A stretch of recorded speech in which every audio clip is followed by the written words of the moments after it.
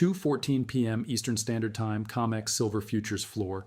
The screen shows $28.42 per ounce. Calm, normal. But 3 floors down, in the physical delivery desk, something impossible is happening. The spread between futures and physical just gapped to $2.50. That's a 12% premium on metal that's supposed to trade at parity. Across the Pacific, Shanghai dealers are posting out-of-stock notices on 1-ounce bars that were available this morning. The screen price hasn't moved. The physical market is screaming. By 2:47 p.m., the backwardation curve shows 18% inversion, December futures trading below spot by nearly $5. This shouldn't exist. Arbitrageurs are supposed to crush these gaps in minutes. They're not showing up. The COMEX inventory dashboard refreshes. 847 eligible ounces just moved to registered. Someone's preparing for delivery. The spread that opened at 90 cents is now $2.50 and widening. The market is fracturing in real time, and the system that's supposed to hold it together just went silent. The first trader noticed it at 3:02 p.m. Eastern. A COMEX silver futures contract, December delivery, spiked 5% in 47 seconds with no corresponding news event. No Fed announcement, no mine collapse, no regulatory change, just a violent, unexplained gap that appeared on screens across lower Manhattan and vanished into a new trading range 1.40 higher than where London had closed. The volume wasn't extreme, 11,000 contracts, normal for mid-afternoon, but the price action was wrong. Futures are supposed to lead physical. They're supposed to telegraph scarcity before metal disappears from dealer shelves. This time, the physical market moved first, and the paper market scrambled to catch up. Within 18 minutes, the spread between COMEX futures and Shanghai physical silver exploded to $4.20 per ounce. That's not volatility. That's a market structure breakdown. Arbitrage is supposed to be automatic. When Shanghai trades higher, institutional players buy COMEX, sell Shanghai, pocket the difference, and compress the spread back to pennies. It's textbook. It's risk-free. It happens thousands of times per day across every commodity market on Earth. Except today at 3:20 p.m., it stopped working, the spread stayed wide, the arbitrageurs stayed away, and the physical premium kept climbing. A COMEX floor trader, 23 years in precious metals, later described the afternoon as the quietest panic I've ever seen. No shouting, no wild gestures, just traders staring at screens, refreshing inventory feeds, and calling dealer contacts in London, Zurich, Shanghai. Everyone asking the same question: where's the metal? The COMEX delivery inventory, publicly posted, updated every morning, showed 92 million ounces eligible for delivery. Plenty of silver, except eligible doesn't mean available. It means registered with the exchange, sitting in approved vaults, theoretically deliverable. The registered category, the metal actually available for immediate delivery, told a different story. By 3:45 p.m., it had dropped to 14.2 million ounces. 48 hours earlier, it had been 19.7 million. 5 million ounces had moved or disappeared in 2 days, and nobody was talking about it. By 3:47 p.m. Eastern, the Shanghai Futures Exchange posted a new spot premium, 480 above COMEX. In normal conditions, that spread lasts 6 minutes before arbitrage flattens it. This time, it widened. At 4:02 p.m., a major European bullion dealer updated their website. 1 Oz silver bars, out of stock, next availability TBD. Another refreshed at 4:11 p.m. Serial numbered bars only, premium plus 115%, minimum order 500 Oz. The language was careful, professional, but the message was clear. Physical silver, the kind you can hold, the kind you can take delivery of, was getting harder to find at these prices. The divergence wasn't subtle. COMEX screens showed silver futures trading in tight ranges, orderly two-sided markets, normal bid-ask spreads. Meanwhile, dealer sites across Europe and Asia were posting inventory alerts, suspending small lot sales, and raising premiums on available stock. The paper market said everything was fine. The physical market said supplies were tightening fast. For traders used to watching these markets move in lockstep, the gap was disorienting. One senior metals analyst in London put it simply: it's getting harder to find real metal at these prices. The Shanghai premium wasn't theoretical, it represented actual transactions. Physical buyers in Asia paying $33.20 per ounce, while COMEX futures settled at $28.40. That's a 480 RB that should attract every prop desk and arbitrage fund on the planet. Buy COMEX, take delivery, ship to Shanghai, sell at a premium, repeat. Except the delivery process takes weeks. And the registered inventory at COMEX, metal actually available for immediate withdrawal, was draining. Fast. If you bought futures today and demanded delivery, you'd enter a queue behind contracts already in line. And every day more contracts were moving into the delivery queue. The math was simple. The registered inventory was 14.2 million ounces. Open interest in December futures represented claims on 178 million ounces. Not everyone would demand delivery, but if even 10% did, the system couldn't cover it. The COMEX silver market runs on a simple promise. Every futures contract is backed by deliverable metal. That promise depends on a ratio. Registered inventory, metal ready to ship, must exceed potential delivery demands by a comfortable margin. For years, that ratio held between 21 and 41. Plenty of buffer. By 4:15 p.m. on this particular afternoon, the ratio had compressed to 12.1. Still technically sufficient, still within exchange rules, but moving in the wrong direction and accelerating. Here's what changed. In previous squeezes, 1980, 2011, even the brief spike in 2020, the scarcity was temporary. High prices pulled metal out of jewelry, industrial scrap, and long-term storage. Supply responded. Prices stabilized. The system flexed, but held. This time felt different. The scarcity wasn't just about price. It was structural. Global mine production had flattened. Industrial demand, particularly from solar panel manufacturing, had surged. And investment demand, physical bars and coins, had stayed elevated for 18 months. The metal that usually comes back into the market during price spikes wasn't coming back. It was being held. A derivatives desk at a major New York bank ran the numbers and didn't like what they found. If December futures contracts demanded delivery at even a 15% rate, still below historical squeeze levels, the registered inventory would be insufficient. The exchange would have to issue emergency delivery notices, allowing sellers to settle in cash instead of metal. That's the nightmare scenario for long holders. You bought a contract expecting silver. You get a check based on a price that might not reflect physical scarcity. The screen price could say $30. The physical market could be trading at $38, and you'd be settled at $30, locked out of the real market. By 4:33 p.m., lease rates, the cost to borrow physical silver for short-term delivery, had spiked to 18% annualized. Normal lease rates run between 0.5% and 2%. This wasn't normal. This was desperation pricing. Someone, somewhere, needed physical metal immediately and was willing to pay nearly 20% annual interest to borrow it for 30 days. That's the signature of a squeeze forming. And it was happening in real time, visible to anyone watching the right screens. The arbitrage failure was the key. Arbitrage is the market's immune system. When prices diverge across venues, Shanghai higher than New York, London higher than COMEX, traders step in, buy low, sell high, and crush the gap. It's automatic. It's relentless. It's why global silver prices rarely diverge by more than 50 cents for more than an hour. Except now, at 4:47 p.m. Eastern, the COMEX Shanghai spread had been above $4 for 93 minutes, and it was still widening. The reason wasn't complicated. Arbitrage requires two things: available inventory and confidence in delivery. If you can't get metal out of COMEX vaults quickly, you can't complete the trade. And if you're worried the metal might not be there when you demand delivery, you don't initiate the ARB. By late afternoon, both conditions were deteriorating. The registered inventory was draining. Another 380,000 ounces moved to allocated status between 4:15 p.m. and 4:45 p.m., and delivery timeframes were extending. What used to take 5 business days was now quoted at 7 to 10 days, subject to availability. One senior trader at a London-based bullion bank described the situation bluntly in an internal memo that later circulated on trading floors. "We are not initiating new arbitrage positions in silver. Delivery risk exceeds spread profit. Recommend clients avoid taking long futures positions that rely on physical settlement." The memo didn't say the market was broken. It said the mechanism that keeps the market from breaking, arbitrage, was offline. And without that mechanism, the paper price and the physical price could drift into entirely separate orbits. Meanwhile, the COMEX December futures contract was showing unusual options activity. Calls at $32 and $35 strikes, deep out of the money just 3 days earlier, were seeing heavy volume. Someone was betting on a violent move higher, or hedging against one. Either way, the positioning suggested sophisticated players were preparing for a scenario the screen price wasn't reflecting. The physical market was tight. The arbitrage was broken, and the options market was pricing in a potential explosion. At 5:02 p.m. Eastern, the COMEX delivery dashboard updated again. The registered inventory dropped another 420,000 ounces. That put the total daily decline at 1.1 million ounces, the largest single-day drop in 6 months. Where did it go?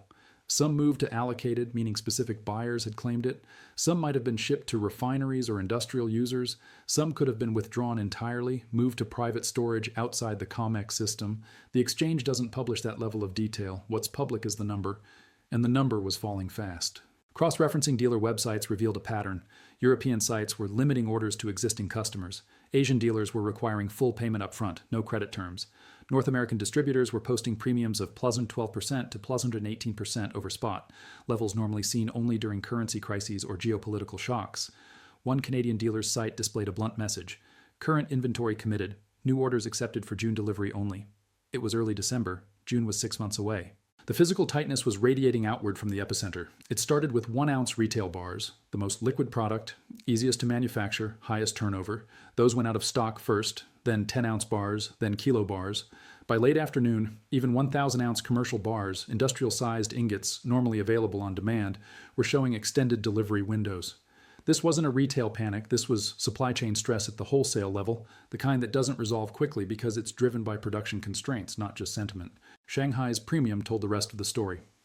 By 5:18 p.m. Eastern, 6:18 a.m. Friday in Shanghai, the spot market there was trading at $34.10 per ounce. COMEX December futures closed at $28.95. That's a $5.15 spread. In a functioning market, that gap should pull metal from west to east, compressing the premium within days. But the flow wasn't happening, the metal wasn't moving, and every hour the spread stayed wide. It signaled the same thing. Physical supply was genuinely constrained and the paper market hadn't caught up yet. The mechanism behind the squeeze was textbook, but the scale was unprecedented. Here's how it works. Futures contracts are leveraged instruments. You don't need $30,000 to control 1,000 ounces of silver. You need margin, roughly $7,000 per contract, depending on volatility. That leverage is fine when markets are calm, but when prices spike, margin requirements increase. If you're short, betting on prices to fall, and prices instead surge 10%, you face a margin call. You have to post more cash or close the position, and closing a short position means buying back the contract, which pushes prices higher, which triggers more margin calls, which forces more buying. It's a feedback loop. By 5:32 p.m., silver futures had gained 8.4% in less than 4 hours. That move in a leveraged market represented catastrophic losses for anyone caught short, and the data suggested plenty were. Short interest in COMEX silver had been elevated for months, large institutional positions betting on stable or declining prices.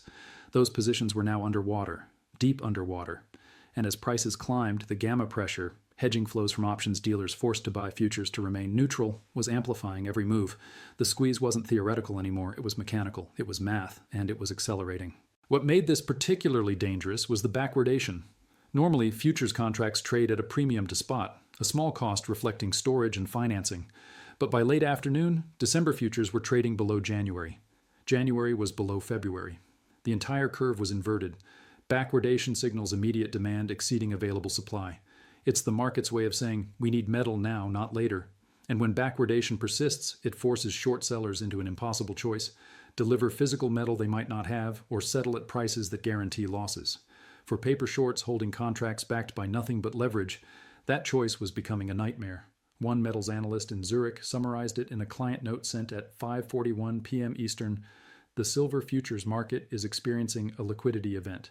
Physical tightness is forcing backwardation, shorts face delivery risk. This is not volatility. This is a structural problem. Geopolitics was making it worse.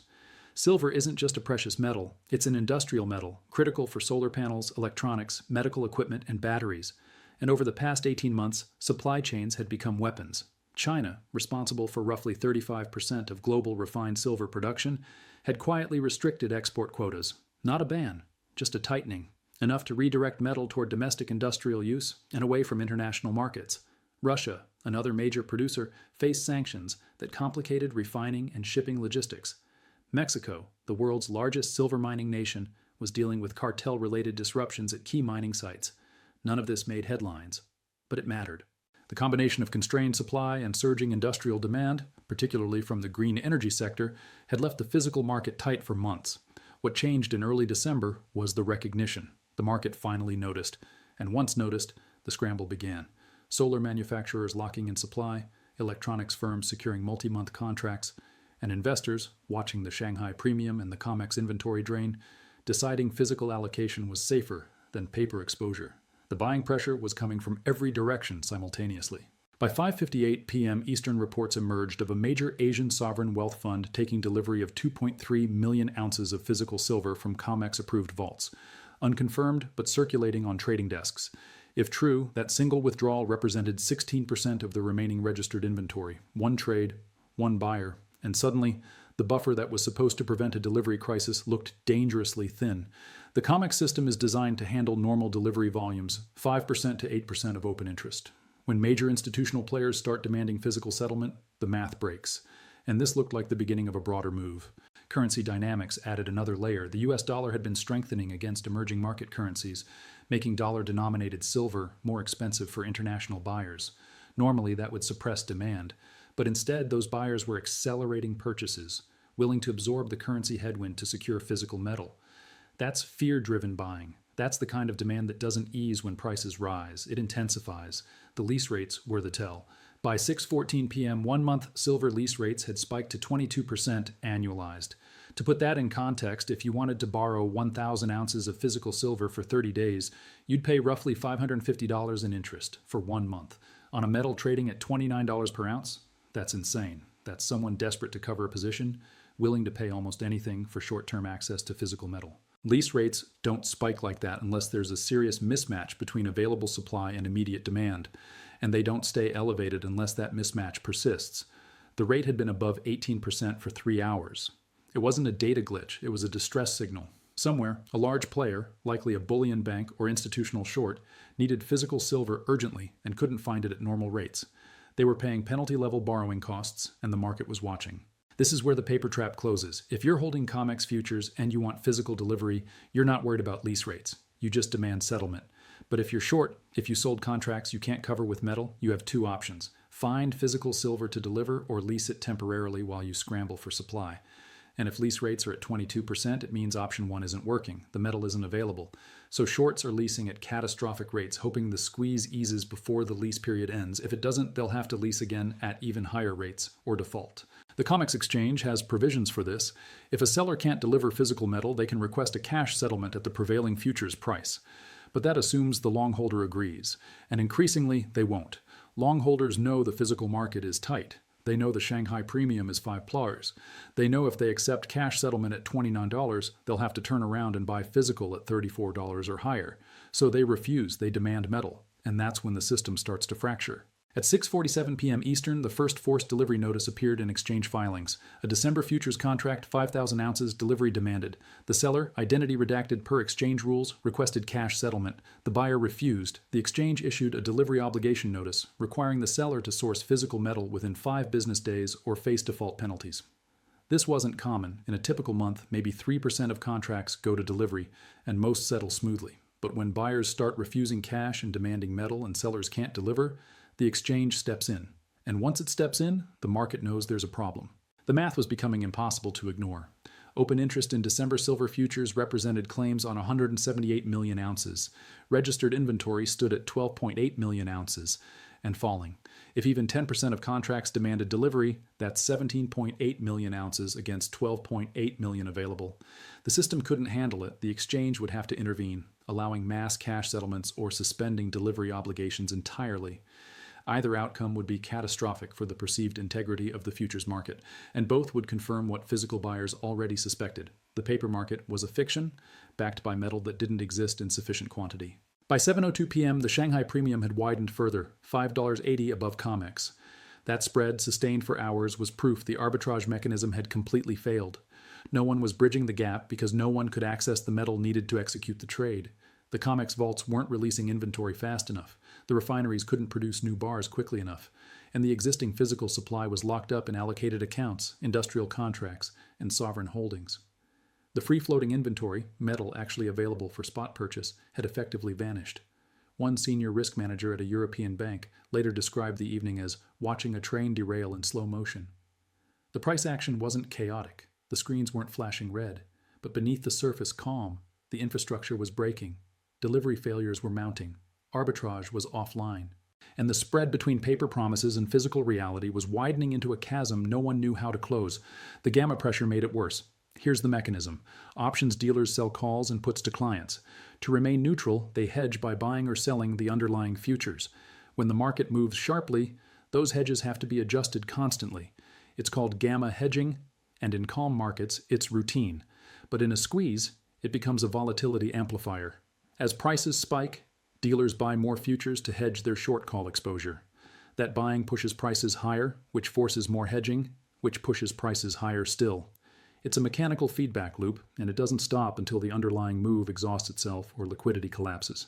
By 7:28 p.m., options volume in silver had exceeded the 30-day average by 340%. The concentration was in out-of-the-money calls, $35, $40, even $50 strikes. Speculative? Maybe. Or maybe sophisticated players hedging against a scenario where the paper market breaks entirely and prices gap violently higher. Either way, the positioning suggested the market was preparing for something extreme. What happens if prices gap above $35? Every call option at lower strikes goes deep in the money. Dealers who sold those calls have to buy massive amounts of futures to hedge. That buying pressure hits a market already constrained by physical tightness and arbitrage failure. And if it happens fast, if a major delivery default or exchange intervention triggers a panic move, the gamma squeeze could send prices vertical in a matter of hours, not days, hours. This is the nightmare for paper holders who assumed futures were as good as physical. They're not. Futures are promises. Physical is metal. And when the system gets stressed, promises break. The screen might show $30. The dealer might quote $38 for physical, and the futures contract you're holding might settle at $30, leaving you locked out of the real market, unable to access metal at any price. For anyone holding unallocated silver, ETF shares, pool accounts, digital certificates, the risk was even worse. Those products are backed by metal held in trust, theoretically redeemable. But the fine print includes clauses allowing cash redemption if physical delivery becomes impractical. And impractical is subjective, defined by the custodian, not by you. By 8:15 p.m. Eastern, 3 more major dealers updated their websites with inventory alerts. Retail silver products, suspended until further notice. 1-ounce rounds, June delivery. Kilo bars, allocated only. The language varied, but the message was consistent. Physical silver, at current screen prices, was unavailable. If you wanted metal, you paid a premium, accepted a long delivery window, or both. The divergence between COMEX futures, still trading in an orderly range near $29.20 and the physical market, effectively sold out at pleasant 15% premiums, was total. The geopolitical backdrop made the squeeze tighter. Reports surfaced of a Chinese state-owned enterprise securing a 6-month forward contract for 12 million ounces of silver, sourced from South American mines. Unconfirmed, but believable. China's industrial demand for silver had been rising steadily, driven by solar panel production targets and electronics manufacturing. If state entities were now locking in supply months in advance, it removed that metal from the global spot market, permanently, or at least for the contract duration. Meanwhile, sanctions on Russian refining operations were complicating the flow of silver from Russian mines to international markets. Not a total blockage, metal was still moving, but slower, through secondary channels at higher transaction costs. Every friction point in the supply chain mattered now. Every delay, every logistical bottleneck, every compliance hurdle pulled available inventory out of the market and lengthened delivery times. The system had no slack left. The retail panic hadn't started yet. Mainstream media wasn't covering the squeeze. But trading floors knew. Dealer networks knew. And institutional players were positioning accordingly. The smart money wasn't buying futures. They were taking delivery. They were converting paper into metal, moving it into allocated storage, and waiting. Because once the retail wave hit, once the story broke that physical silver was unavailable, that premiums were exploding, that the COMEX system might not honor delivery obligations, the scramble would be spectacular, and by then, the metal would be gone. One metals trader in New York, asked about the evening's action, put it simply, "This is the part nobody is pricing in. The squeeze isn't coming, it's here, it's just not on the screen yet." The inevitability math was simple. The COMEX registered inventory had dropped to 11.4 million ounces by 9 p.m. Eastern. December futures open interest still represented 176 million ounces of potential delivery claims, even at a conservative 12% delivery rate below historical squeeze levels. That's 21 million ounces demanded against 11.4 million available. The exchange would have to either allow mass cash settlements or suspend delivery obligations. Both options destroy confidence. Both confirm the paper market is decoupled from physical reality. And both trigger the exact fear that drives buyers toward physical and away from paper. Here's the trigger window. December contracts have until the last business day of the month to demand delivery. That's 21 calendar days. If the inventory keeps draining at the current rate, roughly 800,000 ounces per day, the registered total will hit single-digit millions within 2 weeks. At that point, even a 6% delivery demand would exceed available supply. The exchange would have no choice but to intervene, and once it does, the paper market's credibility collapses. Futures prices might spike to reflect scarcity, or they might disconnect entirely, trading in a separate universe from physical metal that's selling at massive premiums. For retail buyers, the risk scenario is brutal. If you hold paper silver, ETF shares, futures, unallocated accounts, you're exposed to settlement risk. The entity holding your metal can decide, under duress, to settle in cash instead of physical. You bought at $28. The market's at $36 for physical. They hand you $28 per ounce in cash. You're locked out. You can't access the real market. And by the time you try to buy physical, the premium's at plus 25% and the delivery window is 6 months. If you hold physical, serial numbered bars and allocated storage, you're safe. You have the metal. It's yours. No counterparty risk, no settlement games. But getting there now, in early December, with premiums spiking and inventories depleted, is expensive and slow. The window for converting paper into physical at reasonable cost is closing. Maybe it's already closed. By 9:47 p.m. Eastern, the COMEX Shanghai spread had reached 630, the widest gap in 5 years. The arbitrage that should have crushed it within minutes had been offline for over 6 hours. The registered inventory had dropped another 290,000 ounces in the evening update, and lease rates were still above 20%, signaling desperate short-term demand for physical metal that wasn't available at any reasonable price. The final echo came from the number that opened this crisis, the spread. At 2:14 p.m. it was $2.50, alarming but perhaps temporary. By 10 p.m. it was 6:30 and still widening. That's not volatility, that's a market structure failure. That's the paper system and the physical system operating in separate realities with no bridge between them. The mechanism that's supposed to connect them, arbitrage, is broken, and without it, there's no force pulling the prices back together. Here's what to watch now. The registered inventory number, updated daily. If it drops below 10 million ounces, the delivery math becomes impossible. The Shanghai premium. If it stays above $5 for more than 3 days, it confirms the arbitrage is permanently offline. And the lease rates. If they stay above 15%, it means shorts are still scrambling, still desperate, still unable to source metal. Any one of those signals, sustained, proves the squeeze is real. All three together? That's systemic breakdown. The viewer who just joined late, who's been holding paper silver and thinking it's safe, needs to understand this clearly. The screen price is calm because the paper market hasn't caught up to the physical reality yet, but it will, either through a violent gap higher as futures reprice to reflect scarcity, or through a collapse in paper credibility as delivery failures mount, and investors realize their contracts might not convert to metal. Either way, the divergence can't persist indefinitely. And when it resolves, the paper holders will be the ones paying the price. The squeeze is in full motion. The inventory is draining. The system that's supposed to prevent this just failed. The next move is already locked in. You're just waiting for the screen to show it.